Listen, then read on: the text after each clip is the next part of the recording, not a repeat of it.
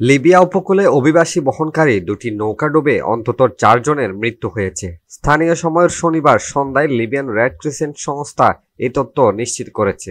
রোববার সংবাদ মাধ্যম আল জাজিরার প্রতিবেদনে বলা হয়, ডুবে যাওয়া প্রথম নৌকাটিতে ছিলেন বাংলাদেশি 26 অভিবাসী। তাদের মধ্যে 4 জনের মরদেহ উদ্ধার করা হয়েছে।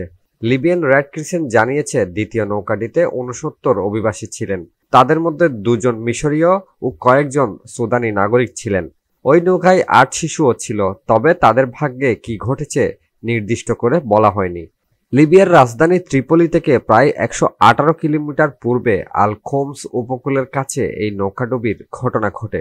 এক বিবৃতিতে রেড ক্রিসেন্ট জানিয়েছে, কোস্টগার্ড ও আল খোমস বন্দর নিরাপত্তা সংস্থার উদ্ধার অভিযানে অংশ নিয়েছে। শহরের পাবলিক প্রসিকিউশনের নির্দেশে মরদেহগুলো সংশ্লিষ্ট কর্তৃপক্ষের কাছে হস্তান্তর করা হয়েছে।